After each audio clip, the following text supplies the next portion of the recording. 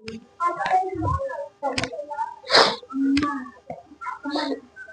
Students, welcome to the my YouTube channel math and English का खेल तथा प्रगति coaching centre खड्डा बाजार किसान इंटर कॉलेज रोड। चलिए यहाँ पे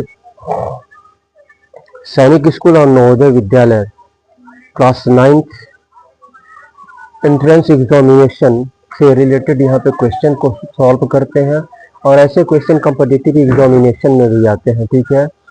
और क्लास ईयर्थ में भी इस टाइप के क्वेश्चंस दिए गए हैं। चलिए यहाँ पे पढ़ते हैं। A man 5 years older than his wife and the wife is now thrice as old as their daughter who is 10 years old. How old was the man when his daughter was born? यहाँ पे कह रहा है कि एक आदमी जो है अपनी पत्नी से 5 वर्ष बड़ा है and his wife is now, और अभी जो है उसकी पत्नी की आयु जो है अपने पुत्री की आयु से 3 गुनी है, अपने पुत्री की आयु से 3 गुनी है। तो यहाँ पे कह रहा है तो डॉटर हु इज 10 ईयर, यानी अभी जो है पुत्री की आयु यहाँ पे 10 ईयर्स है, पुत्री की आयु यहाँ पे 10 ईयर्स है। तो यहाँ पे डॉटर्स एज यानी पुत्री की आयु यहाँ पे 10 ईयर्स दिया हुआ है, पुत्री की आयु 10 ईयर्स यहाँ पे दिया हुआ है, इसको मैं लिख लूंगा। और यह और पत्नी जो है अपनी पुत्री से 3 गुनी बड़ी है। पत्नी जो है वाइफ जो है अपनी पुत्री से 3 गुनी बड़ी है। तो अगर हम इससे 10 में पुत्री की आयु 10 है और 3 गुनी बड़ी है वाइफ, तो अगर हम इसमें 3 से मल्टीप्लाई कर दें तो वाइफ का एज यहाँ पे निकल जाएगा। तो यहाँ पे वाइफ, ये पुत्री का प्रेजेंट एज है, ये पुत्री का प्रेजेंट एज है, यहाँ पे मैं लिख दे रहा हूं डॉटर्स प्रेजेंट एज, और वाइफ का प्रेजेंट एज तो 3 into 10 यानी 30 ईयर्स हो जाएगा, 30 ईयर्स वाइफ का एज हो गया। अब यहाँ पे कह रहा है a man 5 years older than his wife, तो वाइफ का एज यहाँ पे 30 वर्ष निकल गया, वाइफ का एज 30 वर्ष निकल गया। तो आदमी जो है वाइफ के एज से 5 वर्ष बड़ा है, 5 वर्ष बड़ा है। तो वाइफ का एज 30 ईयर्स है, तो 30 में अगर हम 5 ऐड कर दें तो आदमी की आयु यहाँ पे निकल जाएगी। तो यहाँ पे man's present age equal to 30 और प्लस 5 यानी 35 ईयर्स, 35 ईयर्स हो गया ये। तो कह रहा है how old was the man when his daughter was born, यानी जब पुत्री का जन्म हुआ था, कह रहा है जब उसकी पुत्री का जन्म हुआ था तो उस समय आदमी की आयु कितनी थी, उस समय आदमी की आयु कितनी थी। तो अभी जो है पुत्री की आयु जो है 10 ईयर्स है, प्रेजेंट एज जो है यानी पुत्री का प्रेजेंट एज जो है 10 ईयर्स है, पुत्री का प्रेजेंट एज 10 ईयर्स है। तो हम क्या करेंगे, मैन के एज से, मैन का एज 35 ईयर्स है, तो मैन के एज से हम क्या करेंगे, पुत्री के एज को माइनस कर देंगे। तो यानी जब उसका जन्म हुआ था तो वो यानी डॉटर का जब जन्म हुआ था तो उस समय आदमी की आयु निकल जाएगी। तो यहाँ पे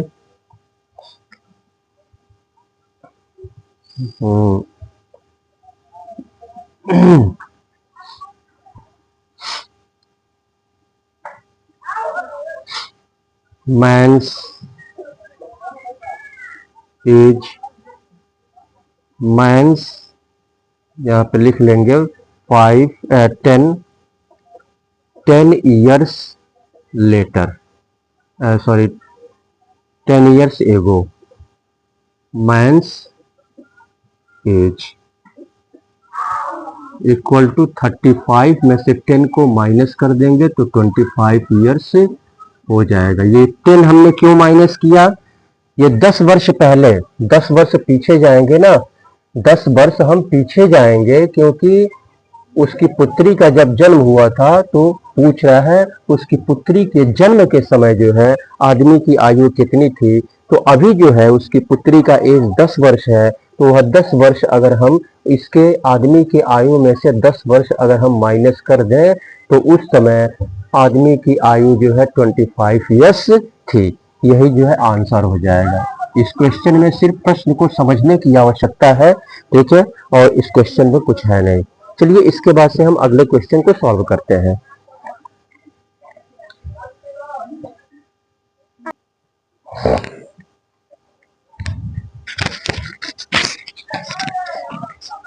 चलिए इस क्वेश्चन को सॉल्व करते हैं। यहाँ पे कह रहा है फैक्टराइज करना है, इसको फैक्टराइज करना है। 1/16 x square y square minus 4/49 y square z square. तो यहाँ पे क्या करेंगे, इसको भी हम स्क्वायर बनाएंगे, ठीक है। तो सॉल्व करेंगे यहाँ से, तो 1 यानी 4 स्क्वायर हो जाएगा, इसको हम 4 स्क्वायर लिख सकते हैं।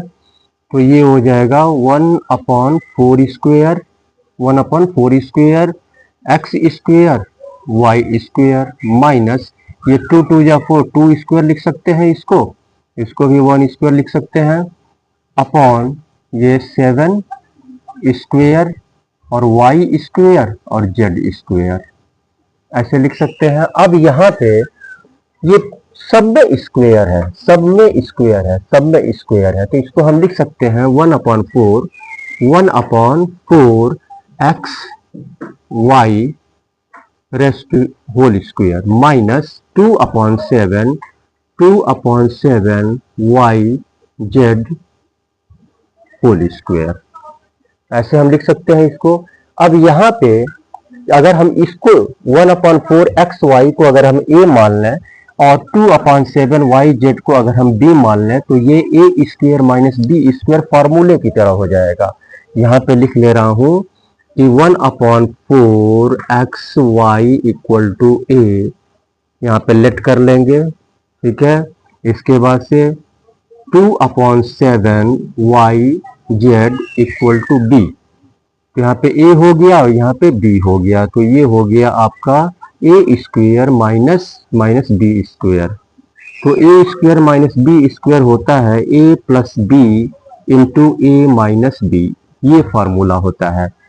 तो ये a plus b a minus b. अब यहाँ पे a क्या है आपका 1/4 एक्स वाई, 1/4 एक्स वाई और प्लस b क्या है 2/7 वाई जेड,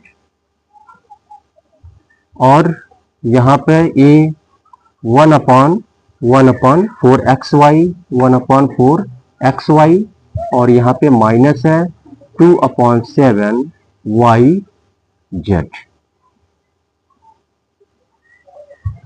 तो ये जो है आपका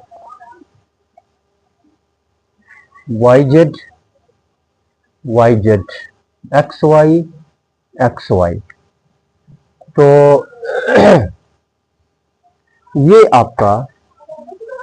आपका आंसर हो जाएगा, यही आपका जो है आंसर हो जाएगा। ये आपको फार्मूला आपको पता होना चाहिए, A square minus B square equal to A plus B into A minus B, यह फार्मूला आपको पता होना चाहिए। चलिए इसके बाद से हम अगले क्वेश्चन को सॉल्व करते हैं।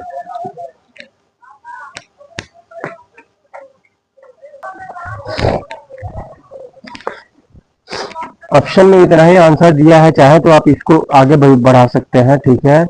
यहाँ पर y, यहाँ पे y को हम कॉमन ले लेंगे, y को कॉमन ले लेंगे तो अंदर बचेगा 1/4 और y हमने बाहर ले लिया तो ये x बचा, x का ऊपर यानी x/4 लिख सकते हैं इसको, x/4 प्लस 2/7 y हमने बाहर ले लिया है तो यहाँ z बचा, z और यहाँ पर भी हम y जो है y इसमें भी है, y इधर भी है माइनस के इधर, तो y यहाँ पर भी हम कॉमन ले लेंगे, तो यहाँ पे x अपॉन 4, y तो बाहर आ गया, x वन जा x यानी x अपॉन 4 और माइनस 2 अपॉन 7 और ये आपका z हो जाएगा।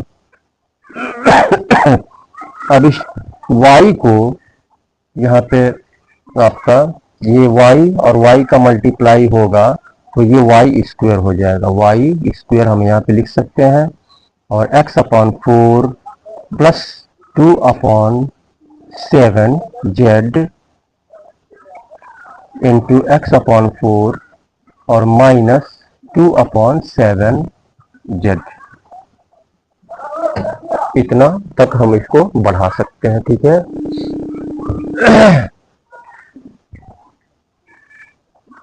चलिए इसके बाद से हम अगले क्वेश्चन को सॉल्व करते हैं।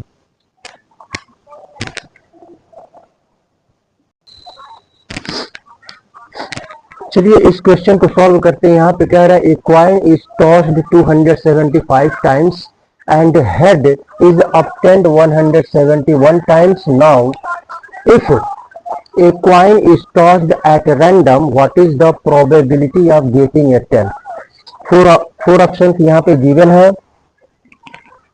कह रहा है कि एक कॉइन यानी एक सिक्का जो है क्या किया जाता है, टॉस किया जाता है, उछाला जाता है।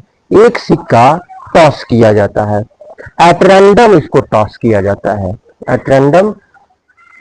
और यहां पर 275 टाइम्स यानी 275 बार ऐसे उछाला जाता है। 275 बार जो है एक सिक्के को ऐसे उछाला जाता है, तो हेड जो है आता है 171 टाइम्स यानी हेड जो है 171 बार आता है। 275 बार सिक्के को उछाला गया तो हेड उसमें 171 टाइम्स यानी 171 बार हेड आया। तो टेल कितनी बार आया, तो यहाँ पर टेल कितनी बार आया, तो यहाँ पे 275 में से 171 माइनस कर देंगे। 275 में से हम क्या करेंगे, 171 माइनस कर देंगे, तो यहाँ पे लिख लेंगे, सॉल्व करेंगे। Tail is obtained equal to 275 minus 171, 5 में से 1 4 हो गया और 0 104 यानी 104 टाइम्स यानी 104 बार जो है टेल आया, 104 बार टेल आया। अब यहाँ पे क्या करेंगे, कह रहा है if a coin is tossed at random, और 275 बार यानी एट रैंडम ऐसे उछाला गया। 275 बार कॉइन को, सिक्के को एट रैंडम ऐसे उछाला गया, ठीक है।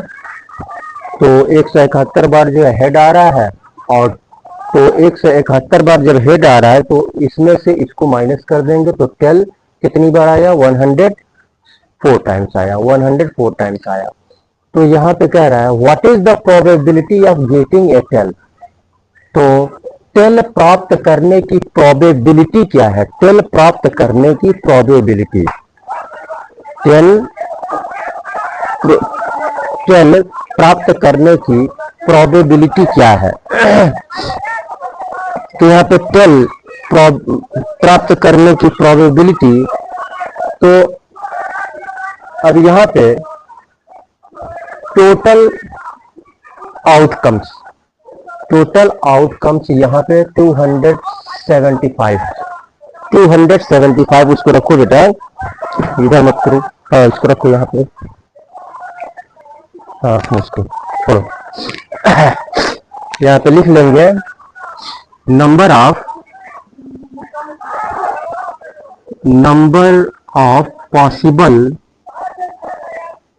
Possible outcomes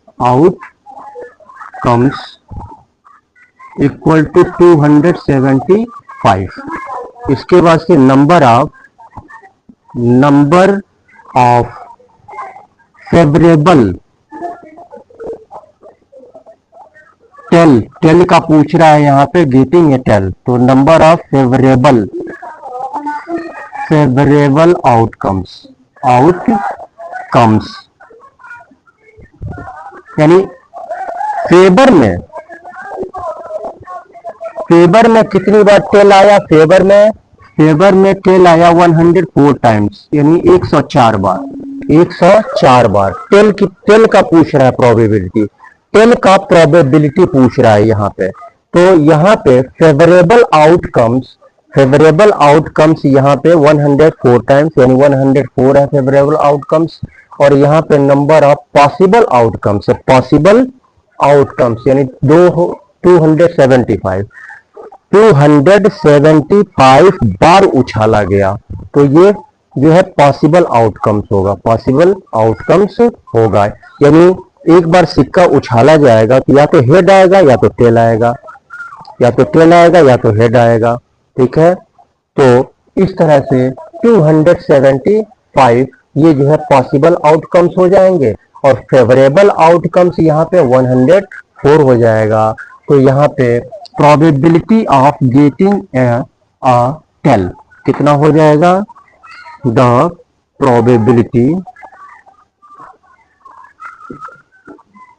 probability of getting tell,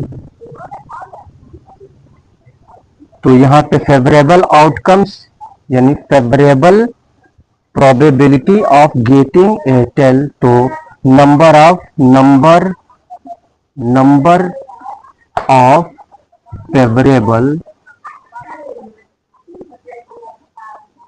favourable outcomes upon number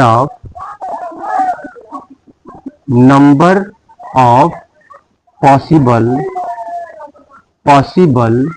outcomes.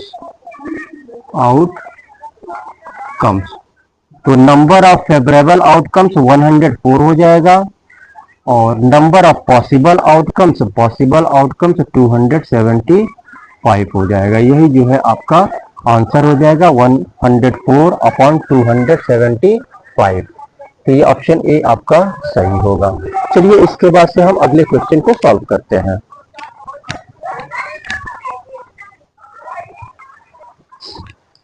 चलिए इस क्वेश्चन को सॉल्व करते हैं। यहाँ पे कह रहा है the denominator of a rational number is greater than it's numerator bye 2 if the denominator is increased by 5 and the numerator is decreased by 2, the number obtained is 1/10, the rational number is। ये 4 options यहाँ पे given है, 4 options यहाँ पे given है। तो यहाँ पे denominator of a rational number P/Q के फॉर्म में होते हैं, P/Q के फॉर्म में होते हैं, जहाँ पे Q नॉट इक्वल टू 0 होता है, Q नॉट इक्वल टू 0 होता है, यानी Q 0 नहीं होना चाहिए, तो रेशनल नंबर। तो डिनोमिनेटर जो है, डिनोमिनेटर क्या है, अपने न्यूमरेटर से बड़ा है। कितना बड़ा है, 2 बड़ा है। तो यहाँ पे न्यूमरेटर हम क्या करेंगे, मान के चलेंगे सॉल्यूशन में। Numerator, let the numerator be x, हमने मान लिया न्यूमरेटर x मान लिया। तो डिनोमिनेटर कितना हो जाएगा, डिनोमिनेटर इक्वल टू x, 2 ज्यादा है, x+2 हो गया, तो डिनोमिनेटर x+2, यानी इसको फ्रैक्शन में हम लिख लेते हैं यहाँ पे। तो न्यूमरेटर हमने x माना, x अपॉन x+2 ये डिनोमिनेटर है। अब यहाँ पे कह रहा है if the denominator is increased by 5, यदि डिनोमिनेटर x+2 है तो x+2 अगर 5 इसमें 5 तक और इसको इंक्रीज कर दिया जाता है, 5 इसमें ऐड कर दिया जाता है, ठीक है, 5 इसमें ऐड कर दिया जाता है, 5 तक इंक्रीज कर दिया जाता है, और न्यूमरेटर को 2 तक डिक्रीज कर दिया जाता है, यानी 2 कम कर दिया जाता है, न्यूमरेटर में 2 कम कर दिया जाता है, न्यूमरेटर में 2 कम कर दिया जाता है। तो इसमें से 2 कम करेंगे तो x माइनस 2 हो जाएगा, और x प्लस 2 में 5 ऐड करेंगे तो ये इक्वल हो रहा है तो द नंबर ऑब्टेन्ड। अब ये जो नंबर प्राप्त हो रहा है ये 1/10 के इक्वल है, 1/10 के इक्वल है। तो कह रहा है द रेशनल नंबर हमको बताना है कि वह रेशनल नंबर कौन सा है। तो इसका इधर मल्टीप्लाई कर लेंगे, क्रॉस मल्टीप्लाई, इसका ऊपर इसका इधर, तो इसका ऊपर करेंगे तो यही आएगा, ये 257 हो जाएगा, x प्लस 7 इक्वल टू ये 10x और माइनस है बीच में, 10 टू जा 20 माइनस 20 और यह प्लस 7 है। तो हम क्या करेंगे, इसको 10x को हम इधर ले आएंगे और इसको हम इधर ले चलेंगे, तो x माइनस हो जाएगा, माइनस 10x इक्वल टू ये इधर आएगा तो -7 और -20 हो जाएगा। तो छोटे में से बड़े को घटाना है तो ये माइनस में वैल्यू आएगा, क्योंकि बड़ा नंबर ये 10 है, 10x बड़ा नंबर है, x से बड़ा है, इसके पहले माइनस का साइन है तो माइनस में, यानी 10x में से x को घटाएंगे तो 9x हो जाएगा, इक्वल टू ये माइनस और माइनस प्लस हो जाएगा तो ये दोनों जुड़ जाएगा, 27 हो जाएगा, और बड़ा नंबर ये 20 है, इसके पहले माइनस है तो यहाँ पर भी माइनस हो जाएगा। अब दोनों तरफ माइनस है, माइनस से माइनस कैंसिल हो जाएगा, दोनों तरफ इक्वल के इधर भी माइनस है, इक्वल के इधर भी माइनस है, तो माइनस माइनस कैंसिल हो जाएगा। तो ये इसको हम लिख सकते हैं 9x इक्वल टू 27। अब यहाँ पे 9 को उधर ले चलेंगे तो इधर केवल x बचेगा और ये 27 अब डिवाइडेड बाई 9 हो जाएगा, तो 9 3 27, यानी x इक्वल टू आ गया 3। रेशनल नंबर हमको बताना है कि रेशनल नंबर क्या होगा। तो यहाँ पर न्यूमरेटर में क्या है, न्यूमरेटर में यहाँ पे x है, डिनोमिनेटर में x प्लस 2 है, तो न्यूमरेटर में यानी यहाँ पे x 3 हो जाएगा और x प्लस 2, x का वैल्यू 3 है, 3 प्लस 2 यानी 5 हो जाएगा, 3/5, यही जो है आपका आंसर हो जाएगा, यही रेशनल नंबर हो जाएगा 3/5। तो ऑप्शन डी आपका सही होगा। चलिए इसके बाद से हम अगले क्वेश्चन को सॉल्व करते हैं। तो मैं आपसे यही कहूंगा कि अगर आप हमारे चैनल पे नए हैं तो आप इसे सब्सक्राइब कर लेंगे, और सब्सक्राइब करने के बाद बेल आइकन को अवश्य क्लिक कीजिए, जिससे कि जितने भी वीडियो हमारे द्वारा अपलोड हो तो उसका नोटिफिकेशन समय समय पर आपको मिलता रहे। और वीडियो को लाइक करें, अपने मित्रों में शेयर करें, ताकि आपके मित्र भी इस टाइप के क्वेश्चन को सॉल्व करने में सक्षम हो सके। और एक और हमारा यूट्यूब चैनल है स्पीड 500 को भी आप देखें, ठीक है। और प्रगति कोचिंग सेंटर जो कि किसान इंटर कॉलेज खड्डा बाजार, किसान इंटर कॉलेज रोड पे स्थित है, हमारे वहाँ क्लास 10th तक इंग्लिश और मैथमेटिक्स की कोचिंग दी जाती है, और क्लास 8th तक सभी सब्जेक्ट की कोचिंग दी जाती है। और एंट्रेंस एग्जामिनेशन में नवोदय विद्यालय, सैनिक स्कूल और CHS बनारस की तैयारी करवाई जाती है, और 1 डे कॉम्पिटिटिव एग्जामिनेशन की भी तैयारी करवाई जाती है। आप कांटेक्ट कर सकते हैं, ठीक है। हमारा कांटेक्ट नंबर है 9682469942। चलिए इसके बाद से इस क्वेश्चन को सॉल्व करते हैं, आगे बढ़ते हैं।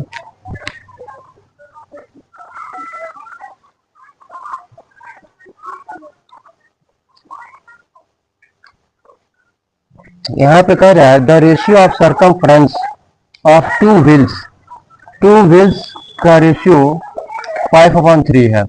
Find the ratio of the radii of यानी radius of the two wheels. तो यहाँ पे पहले व्हील का रेडियस हम R1 मान लेंगे और दूसरे व्हील का रेडियस हम यहाँ पे R2 मान लेंगे, ठीक है। तो सॉल्यूशन में लेट द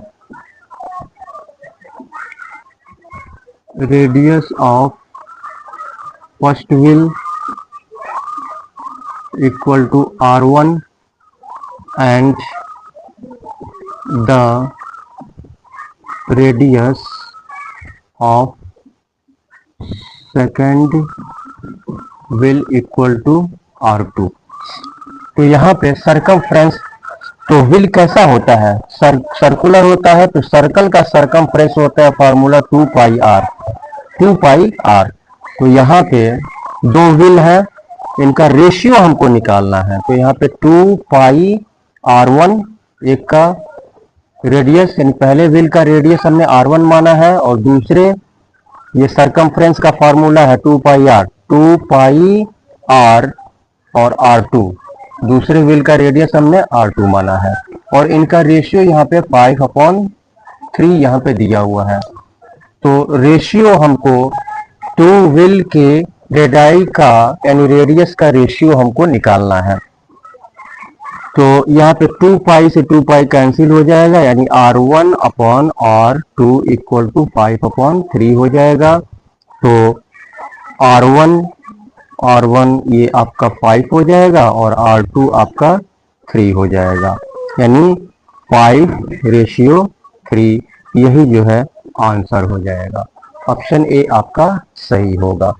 तो इस तरह से क्वेश्चन को सॉल्व करते हैं। आप क्वेश्चन को फिर से आप एक दो बार आप इसको प्रैक्टिस कर लीजिएगा, ठीक है। इसको सबसे पहले क्वेश्चन को अच्छी तरह से समझने की आवश्यकता है। क्वेश्चन को सबसे पहले अच्छी तरह से आप समझ लें, उसके बाद से उसको सॉल्व करें, ठीक है। पहले अपने मन से सॉल्व करने की कोशिश करें, कहीं पे फंसता है तो आप हिंट ले लें, ठीक है। और 2-3 बार आप इसको देख लेंगे तो आप पूरी तरह से जो है इस टाइप के क्वेश्चन को सॉल्व करने में सक्षम हो जाएंगे। तो इसी के साथ अब मैं सुशील कुमार आपसे अनुमति चाहूँगा, फिर नेक्स्ट वीडियो में आपसे मुलाकात होगी। तब तक के लिए बहुत बहुत धन्यवाद।